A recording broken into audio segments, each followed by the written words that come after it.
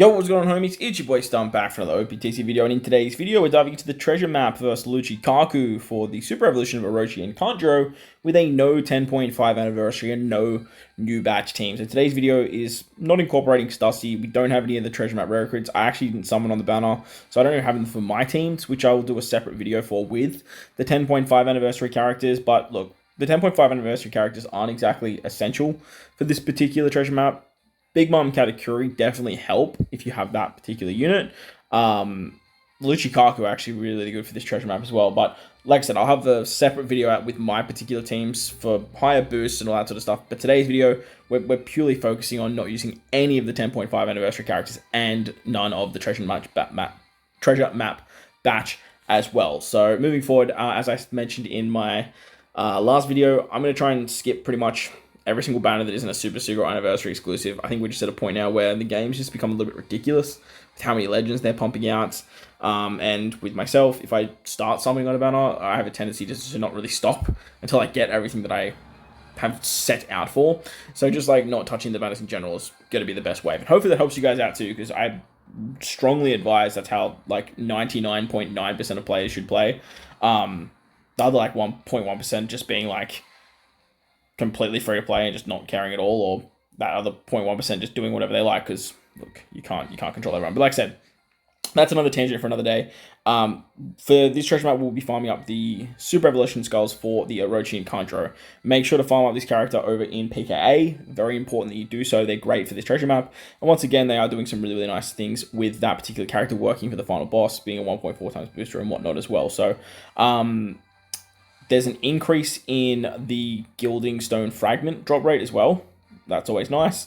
And then the Treasure Bazaar update has been added so you can get the Kuzan skulls. And Kuzan's actually really good for PvP, as well as just a really good free-to-play, free spirit character. So if you didn't super evolve him, he will be over there in the shop. As for the trusty characters, like I said, we're not using Stussy. We will be using Stussy as a friend captain though.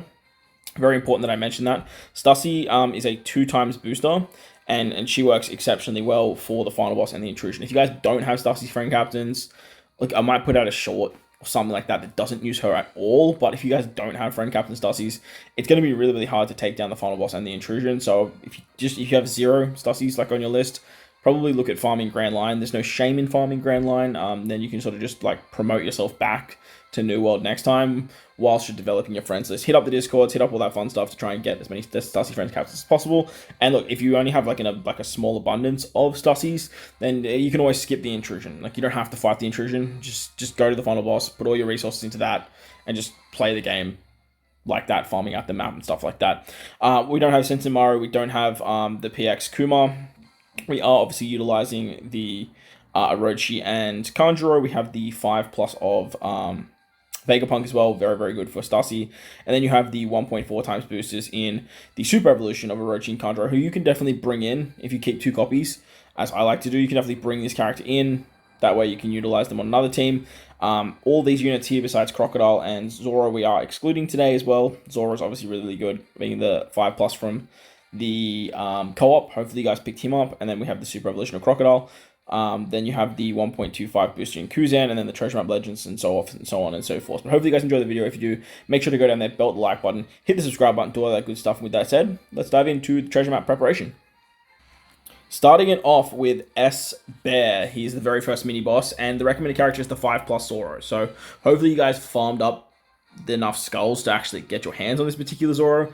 If you didn't, you can pretty much run Big Mom. There's a Legend Big Mom that works pretty much exactly the same way. She's going to auto-proc her special on turn 1, and that way you don't have to worry about it too much. But the reason they want you to use this Zoro is because on the final stage, S-Bear has 500,000 HP, and they give you a 99% attack down for normal attacks only. On top of that, there is a slot barrier for Wano Orb, so you just need to remove that.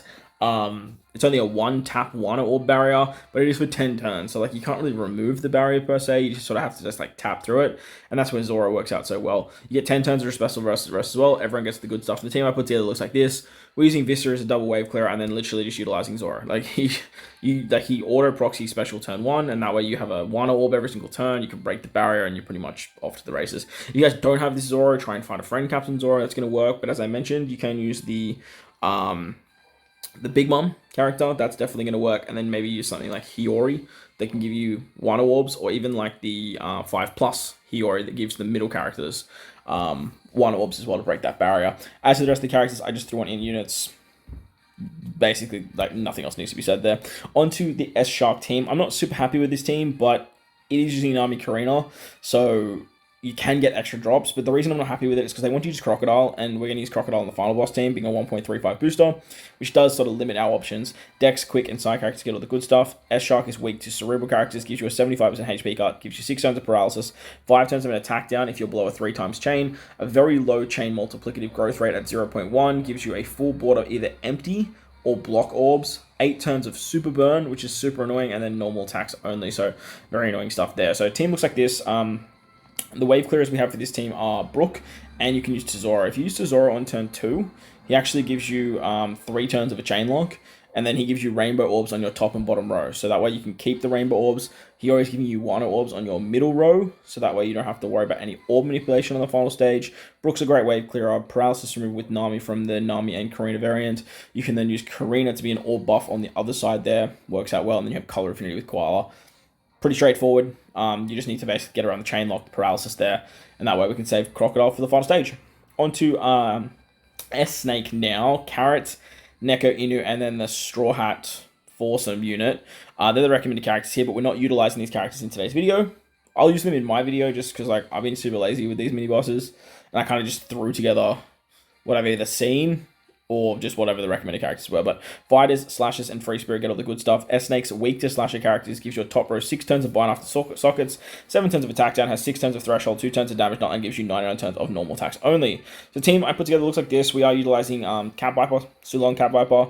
You can bring Sulong Dogstorm if you want to as the friend captain, but running Cat Viper just works well. You can use his special on turn 2, and that way you get an attack boost on the final stage, and then use the other Cat Viper for an orb buff on the final stage.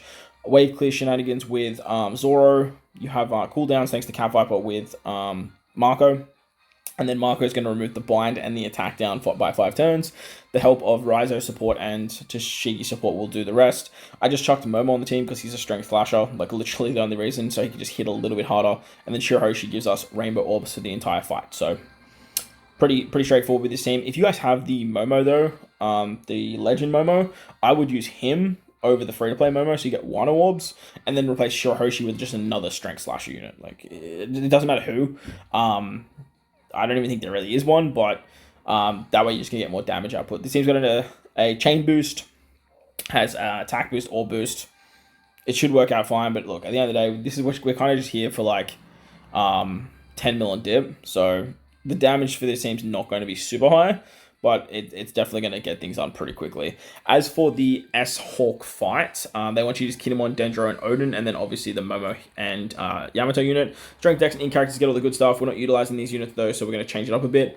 The S-Hawk is weak to Slashes, which is ironic. He gives you left column special bind, right column special reverse, a full board of either Dex or Quick Orbs, normal attacks only, full immunity, defense up, and 3 turns of attacking with a Strength, Dex, Quick, Sight, Int Orbs, or any type orb. You're going to get like a massive 80% attack down. Basically, what you need to do is get around Special Bind, Special Reverse, and Defense up. However, if you put like characters on the right-hand column, I believe, is it the right-hand column? And you just sort of use them, then... No, if you put characters in the left-hand column and then remove the Special Bind with the Captain, like we are with Roger, then you can just basically use that special of anyone that's on the left-hand side, and then you're good to go. Roger has a pretty high cooldown, though, so we're going to use Zoro for wave clearing strats. He's going to give 2 turns of cooldown to Roger, and then we can use the Izo Kiku to get a chain lock wave clear on turn 2. Carrot and Wanda are here for just a little bit more cooldowns if I need it. And then utilizing the Roger special on the final stage just gives me an attack boost or boost color affinity, removes the defense up. You're pretty much good to go from there. And then you got the chain lock for the carryover. So should work nicely. Bring a ship, obviously, that gives you cooldowns. If you can bring a foreign captain that's limit break expanded, that's going to help out even more.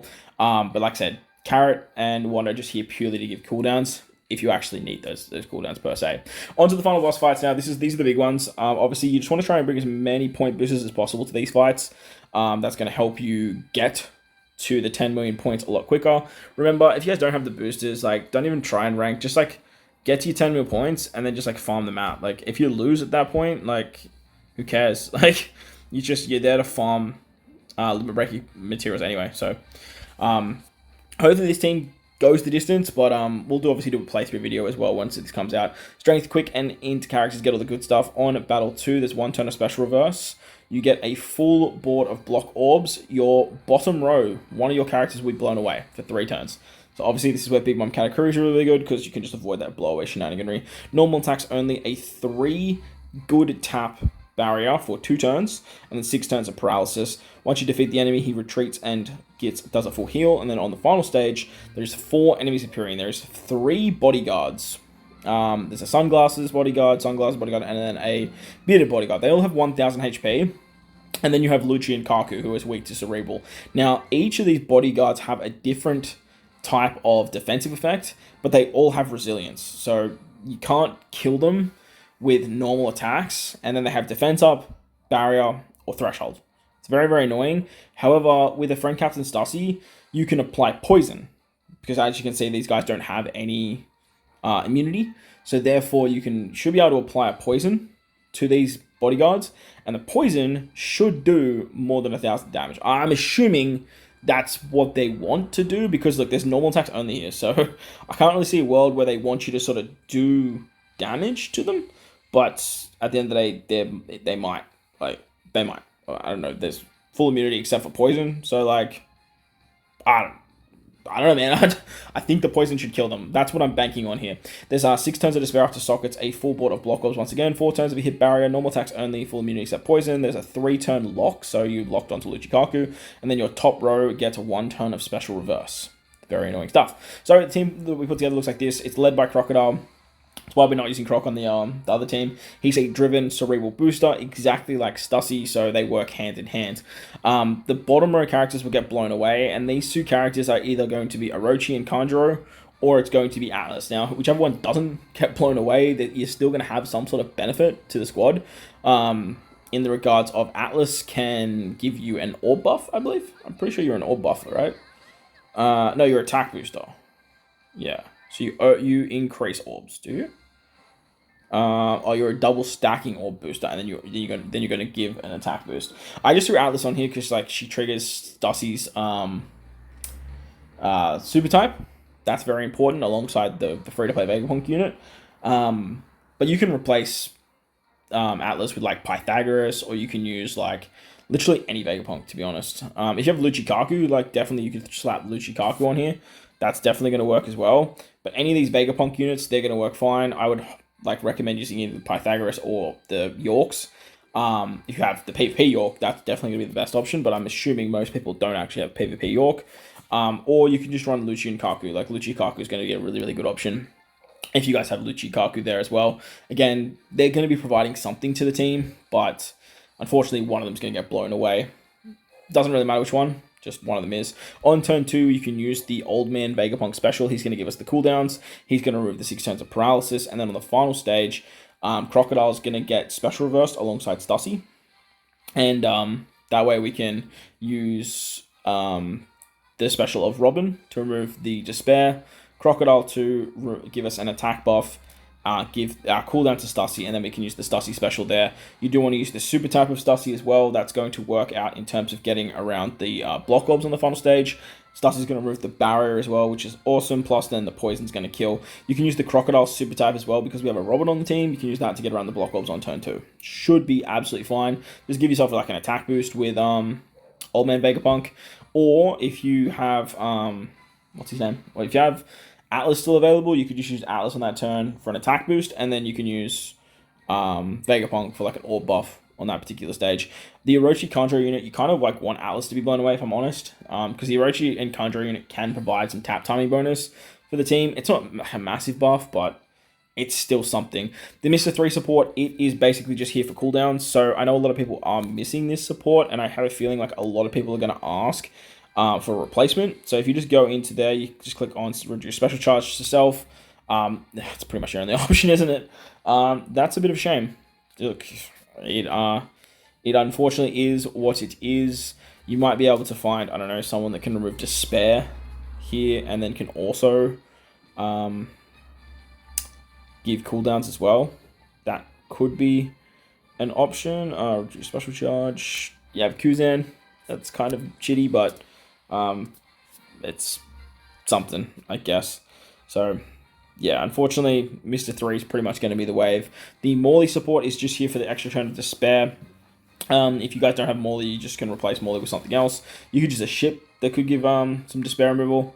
That definitely could be a play as well. But this is the team that we're rocking, and hopefully it helps out and goes the distance. Moving on to the Intrusion fight now against Orochi and Kanjuro, the 5+ that we're farming for. The recommended characters, see, this is what I love that they're doing. They chuck on the Vegapunk, they chuck on the Orochi Kanjuro. Like, this is like a need, I feel, moving forward. Having 2 of the PK units being very, very good for this Intrusion fight, it just helps out free-to-play players. And even just the mid-game player, to build teams, because it's Treasure Man can be super cringe. It honestly wasn't too bad this time around, if I'm being completely honest with you. It wasn't great, but Stussy kind of just handles so much, and then the fact that we have these 2 free-to-play characters does help out too. Driven, Powerhouse, Cerebral characters get all the good stuff. On Battle 2, you get this is where Stussy is a must bring. 3 turns of convert healing effects to damage, and 3 turns of bleed. You can only use 1 special, 6 turns of bind after sockets, full board of bomb slots, lock orbs, full immunity except for poison, and then an attack down. Sorry, not an attack down. You can only do 85% of the enemy's HP. After 1 turn, there will be pain. On defeat, you take 50,000 damage, and then if you remove the pain, the enemy is going to reapply bleed. Sorry, if you remove the bleed, the enemy is just going to reapply said bleed. So that's why Stussy's so good, because she can actually remove the bleed with her captain ability, and she removes the 10 turns of the healing effect. So very, very important that you bring a friend Captain Stussy, and then obviously Stussy can remove the bleed with her special as well. She gives you overheal, so the 50,000 damage isn't too much of a problem to deal with. On the final stage against Orochi and Kanjuro, the enemy is weak to cerebral characters, and 2 different things happen depending if you're above or below 80% HP. Basically, don't be below 80% HP. The short answer is you do not want to be below 80% HP, because then you have to deal with super burn, you have to deal with hunger, which is 3 stacks of hunger, which is pretty big, and then an attack down for normal attacks at 50%. So you just 50% of your damage for normal attacks, it's just going to be gone. So you definitely don't want that. If you are above 80% HP, which you should be able to do with this particular team, I don't see it having a problem being above 80% HP.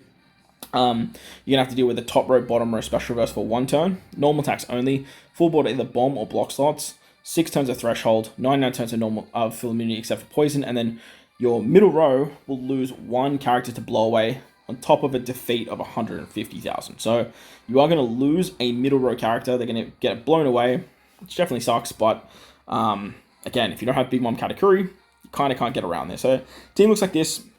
We are utilizing Crocodile as our captain once again with a friend captain Stussy. Now, Stussy is a must. Unfortunately, you just cannot replace her. She is a must bring for this particular fight, mainly because in her captain ability, as I mentioned, she reduces the crew's healing conversion to damage by 10 turns, as you can see right there. But she also has this line in her passive where she says, if the crew is inflicted with the bleed status, does not apply to statuses inflicted by the captain ability or crewmate ability, delays all enemies by 1 turn, ignoring delay immunity or all status effects. And at the start of the crew's next turn, will heal 20 times her recovery at the end of the turn for 3 turns. And then reduces crew's bleed duration by 10 turns. So basically what this means is if you take a look at the actual ordering of the behaviors, on Battle 2, you'll get inflicted with the conversion to damage, which will go away because thanks to Stussy, you get inflicted with the bleed, and then you'll get hit with that the top row bind shenaniganry. Now, I do believe that this means that once you go back, from the ordering, what I can say is that Stussy should actually still remove the bleed. The bind might block this, so that way you don't have to. That means you have to use her special, and then when you remove the bleed, it will automatically apply once again. I think that's probably the way it'll work, but because the conversion of healing to damage is first, you will still actually remove that, which is going to be really, really nice. Now, you're going to have a full board of blocks, bomb slots. I don't think bomb slots will be a problem for this particular team. We are going to be able to rotate all our orbs with Carrot and Nami they're going to give us a full bottle orbs, chain lock, and a heal, which is going to work out really, really nicely. But the way that Stussy should work is that once we remove the bind, we have Stussy's captain ability. We use Stussy's special to remove the bleed, and that way we get 3 turns of the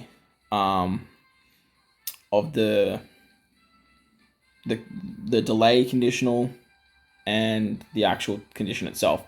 We might not need to remove the bleed until the second turn. So what we can actually do is but then we have to deal with the pain. Yeah, we probably want to use the Stussy special to remove the bleed. She doesn't give end of turn healing, does she? Yeah, no, she's not going to give end of turn healing. Do we have 5 driven characters? No, we don't. Good. Yeah, she's going to remove the bleed, apply the bleed, then she'll like automatically remove it with her captain ability. If that's the case, like I said, the wording of the information, it does make it a little bit confusing because like the bind will kind of stop the captain ability. But because it's not like an auto proc or anything like that, it should proc early. Like that's what I'm saying. Again, apologies for my bad translation, but I haven't used the character. Bleed's pretty hard to come by, so I don't exactly know what the ordering will look like. But depending on, and you'll see it in the playthrough anyway, but depending on how it works, hopefully she triggers early, and then on the second turn, you can use her special. But if that's not the case, then you'll have to use her special, and then it'll auto proc that way. So yeah, basically that's it. But the delay will help stop this part of the passive part of the stage as well, where you can only do 85% of the enemy's maximum HP. And with that, you're going to have plenty of HP to bypass the 50,000 damage. But on the second turn, when we go to kill, we're going to use the Zoro special thanks to the Brook support. We get 60% damage reduction, so that 50,000 goes down to, what, 20,000? And then Crocodile reduces that by 20%, so that goes down to like 16,000. So we should have plenty of tanking with this particular team there. On the final stage, you're going to lose your middle row, which is fine. We have damage reduction with the Mr. 3 support, once again giving 50% damage reduction. Vegapunk's going to be our orb booster for the team. Crocodile's going to be our attack booster. Stussy's going to poison the enemies, and then we can... do we even need the poison? What about this do we need the poison? I mean, Stussy's going to rotate the block orbs, which is nice. Yeah, Stussy can rotate the bottom, the block orbs, which is pretty cool. And then Vegapunk gives the cooldowns. So, yeah, team should work fairly nicely. It's a bit wonky. Apologies for my description as well, because like I said, it's a bit weird in terms of what's actually going to happen. But like I said, I will do a playthrough video, and I'll probably try and get it out like as soon as possible. So that way it helps you guys out with taking down this particular quest. But hopefully you guys enjoyed the video. If you did, the like button, hit the subscribe button, do all that good stuff. Most importantly, if you guys are in this beautiful world, please most enjoy the rest of your day. As always, homies, thank you all for watching, and I'll catch you all in the next one. Let's